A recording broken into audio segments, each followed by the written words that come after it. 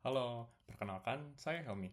Dalam video ini, kita akan membahas sebuah topik yang sangat relevan bagi kita semua. Bagaimana cara belajar secara cerdas di era kecerdasan buatan atau AI berdasarkan strategi yang telah teruji oleh riset terkini. Pernah merasa seperti ini?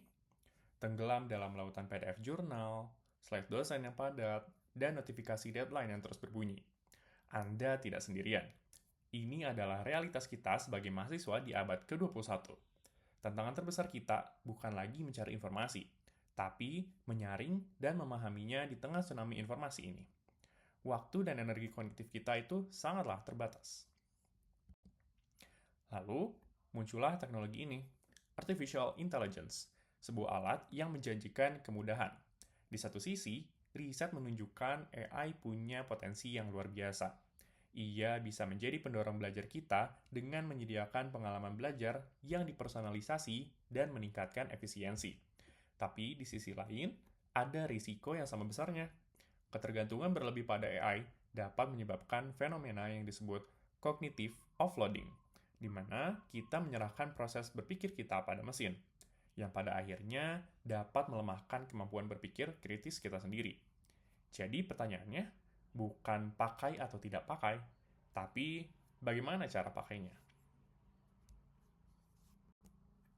Nah, untuk menjawab pertanyaan itu, kita akan menempuh 4 tahap dalam presentasi ini.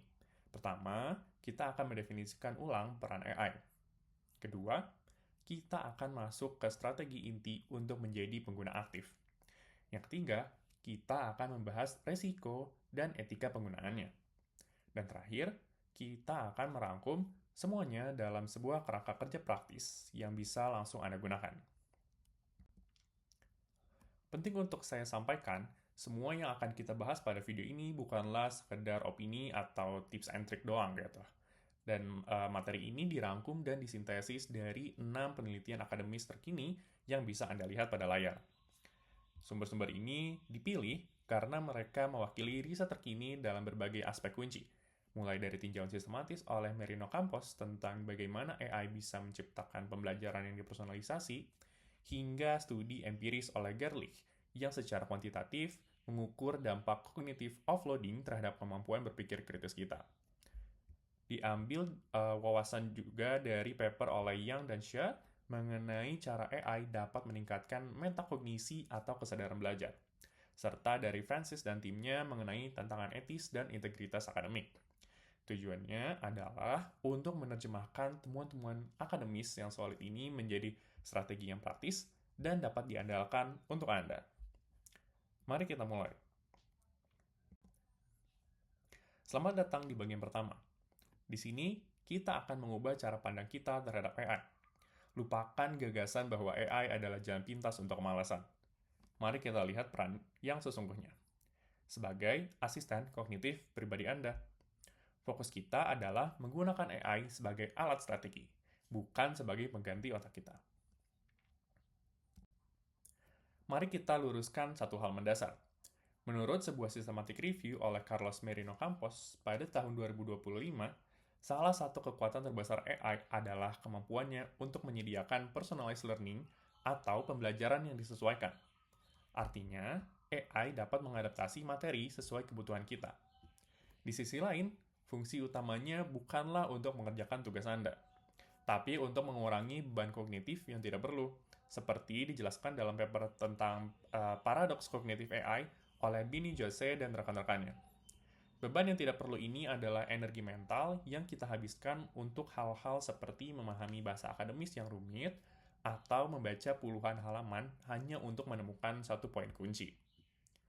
Dengan membiarkan AI menangani pekerjaan kasar otak, kita bisa memfokuskan energi kita pada hal yang terpenting, yaitu berpikir kritis dan mendalam. Pesan kuncinya adalah, tujuan AI ini bukan untuk menggantikan otak Anda, tetapi untuk membebaskannya agar bisa berpikir lebih dalam. Kemudian, mari kita masuk ke strategi praktis pertama, yaitu menyederhanakan kompleksitas.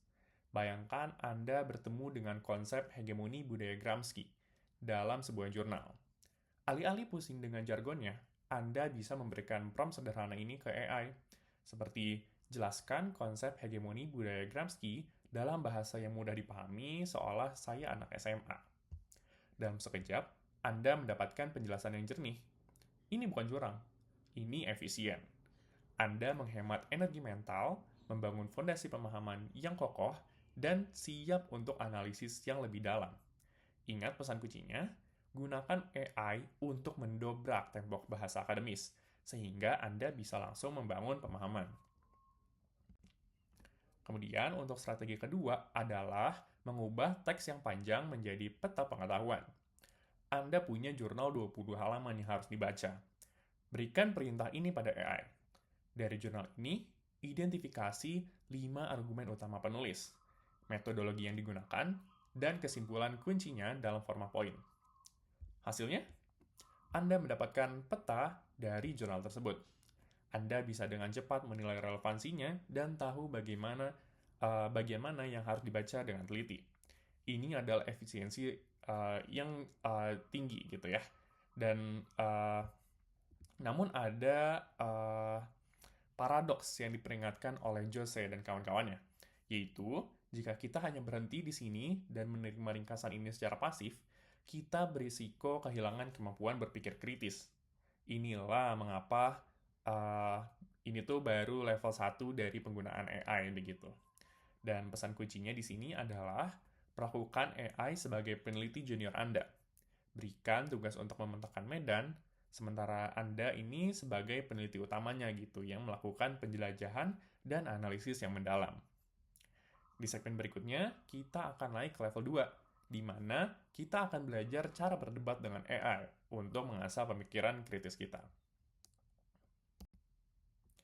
Selamat datang di bagian inti dari presentasi kita. Di sini letak transformasi sesungguhnya gitu, yaitu beralih dari pengguna pasif menjadi sutradara aktif bagi AI kita. Para peneliti seperti Melissa dan rekan-rekannya di tahun 2025, serta Yang dan Xia pada tahun 2023, menemukan bahwa manfaat terbesar AI ini muncul saat kita menggunakannya untuk melatih otak, bukan untuk membypassnya. Ada 3 strategi inti untuk melakukan ini. Strategi pertama adalah ubah AI menjadi partner debat Anda. Tujuannya adalah untuk melatih kemampuan argumentasi dan penilaian kritis. Daripada hanya bertanya, apa sih itu inflasi? Mulailah berargumen dengan AI.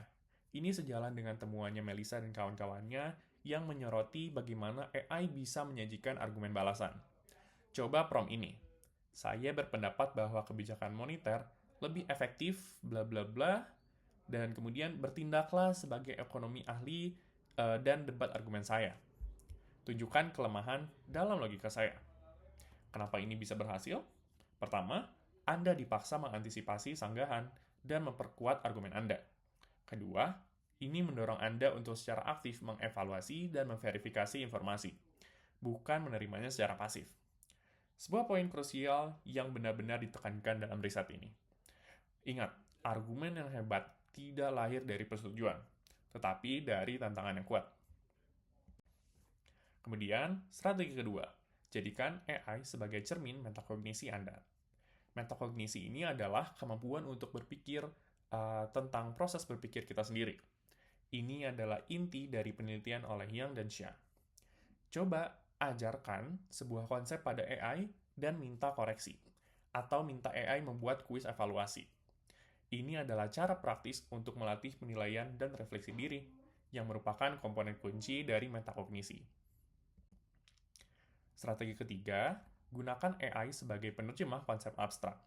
Riset oleh Melissa dan kawan-kawan menunjukkan bahwa AI ini sangat berguna untuk mengklarifikasi konsep yang kompleks. Alih-alih bertanya definisi, minta AI untuk membuat analogi. Seperti, jelaskan konsep blockchain dengan menggunakan analogi buku kas RT yang bisa dilihat semua warga, tapi tidak bisa diubah seenaknya. Jadi, inilah 3 strategi aktif Anda. Debat untuk menantang pemikiran, uji diri untuk memvalidasi pemahaman, dan buat konkret untuk membangun intuisi. Anda adalah sutradaranya, AI adalah aktornya. Gunakan dengan cerdas. Di bagian selanjutnya, kita akan membahas apa saja risiko yang mungkin muncul dan cara mengatasinya. Sekarang, kita masuk ke bagian yang paling penting. Hampir semua paper penelitian dikaji, seperti dari Gerlich 2025 dan juga Francis beserta timnya 2025, menyertakan bab khusus tentang resiko. Mengabaikan ini sama saja seperti mengemudi mobil balap tanpa rem. Ada 3 risiko utama yang harus kita pahami dan juga atasi. Risiko pertama adalah atrofi kognitif, atau melemahnya otot berpikir kita. Istilah ilmiahnya adalah cognitive offloading, yaitu kecenderungan kita untuk menyerahkan tugas berpikir pada AI. Ini bukan lagi teori. Ini adalah temuan yang berbasis data. Penelitian oleh Gerlich tahun 2025 menemukan korelasi negatif yang signifikan, yaitu semakin tinggi ketergantungan pada AI, semakin rendah juga skor kemampuan berpikir kritis. Lebih jauh lagi, riset ini menunjukkan bahwa mahasiswa usia muda adalah kelompok yang paling rentan terhadap efek ini. Jadi, gimana dong solusinya? Yaitu, jadilah manajer bagi AI Anda, bukan hanya pengguna. Gunakan AI untuk langkah awal seperti merangkum, menyederhanakan informasi. Tapi, langkah krusial seperti menganalisis, mengkritik, dan menghubungkan ide baru ini harus 100% dilakukan oleh otak Anda. Terapkan strategi aktif yang sudah kita bahas, yaitu jadikan AI partner debat dan cermin metakognisi untuk menjaga otak kita tetap berolahraga. Resiko kedua, AI ini bisa berbohong, atau lebih tepatnya, ia bisa berhalusinasi, yaitu menciptakan informasi, kutipan, bahkan referensi jurnal yang tidak pernah ada. Menurut Francis dan rekan-rekannya, ini terjadi karena AI tidak benar-benar tahu fakta. Ia hanya menebak kata berikutnya secara statistik. Bahayanya, ia menyajikan informasi palsu ini dengan gaya bahasa yang sangat meyakinkan. Solusinya sederhana, namun mutlak, yaitu terapkan prinsip trust but verify. Aturan emasnya adalah jangan pernah mengutip data, fakta, atau referensi apapun dari AI tanpa memverifikasinya ke sumber aslinya. Gunakan AI ini untuk ide dan struktur. Tapi untuk kebenaran faktual, selalu kembali ke jurnal dan buku. Ini adalah bagian dari literasi digital yang wajib kita kuasai. Resiko ketiga yang paling jelas, yaitu jebakan plagiarisme. Mengambil teks dari AI dan mengakuinya sebagai tulisan Anda adalah plagiarisme. Titik. Francis dan kawan-kawan menyoroti ini sebagai salah satu tantangan institusional terbesar, karena merusak keaslian karya mahasiswa. Ingat, integritas akademik adalah mata uang Anda di dunia pendidikan. Jangan gadaikan demi kemudahan sesaat. Cara aman dan etis untuk menggunakan AI adalah dengan menetapkan batasan yang jelas. Gunakan AI untuk brainstorming, membuat outline, atau memeriksa tata bahasa. Jangan pernah memintanya menuliskan kalimat orisinal untuk Anda. Jika Anda mengambil sebuah ide, olah ulang dengan pemahaman dan gaya bahasa Anda sendiri. Dan yang terpenting, jika institusi Anda mengizinkan, akui penggunaannya secara transparan sesuai panduan yang ada. Jadi, jalan mana yang akan Anda pilih? Menjadi pengguna pasif yang rentan terhadap atrofi kognitif, disinformasi, dan plagiarisme? Atau menjadi pengguna kritis dan cerdas yang memanfaatkan AI untuk mempercepat pekerjaan awal, mempertajam argumen, dan memperdalam pemahaman? Ingat, teknologi adalah alat yang netral. Dampaknya, positif atau negatif ini ditentukan sepenuhnya oleh cara kita menggunakannya. Kita sampai di akhir perjalanan kita. Kita sudah melihat potensi luar biasa dari AI, strategi aktif untuk menggunakannya, dan juga sisi gelap berupa risiko yang harus diwaspadai. Sekarang pertanyaannya adalah, bagaimana sih kita menyatukan semua ini? Jawabannya adalah dengan menjadi pembelajar yang strategis. Agar mudah diingat, saya telah merangkum semua temuan riset dari para ahli, seperti Gerlich, Francis, Melissa, Yang dan Xia, ke dalam sebuah kerangka kerja praktis, yaitu MIND. Pertama, M. Mulai dengan tujuan yang jelas. Sebelum Anda membuka ChatGPT, tanyakan pada diri sendiri, apa sih yang ingin saya capai? Apakah saya butuh ringkasan, ide, atau partner debat? Seperti yang ditekankan dalam penelitian tentang metakognisi, Memiliki tujuan yang jelas adalah langkah pertama untuk mengendalikan proses belajar Anda sendiri. Kedua, I. Interaksi secara aktif. Jangan pernah jadi pengguna pasif.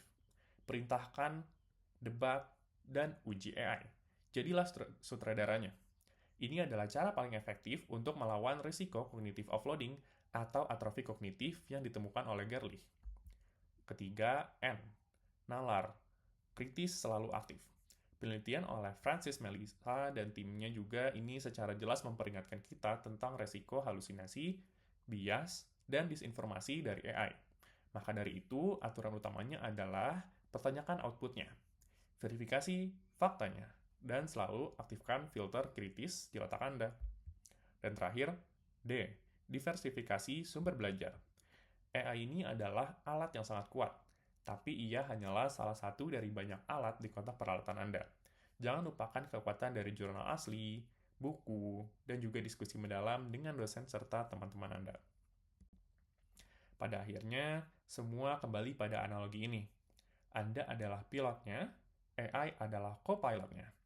Co-pilot Anda atau AI sangat hebat dalam menyajikan data, menjalankan tugas-tugas rutin, dan memberikan opsi.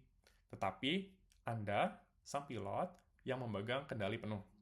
Andalah yang menganalisis data itu, membuat keputusan kritis, dan pada akhirnya bertanggung jawab atas arah dan tujuan penerbangan Anda.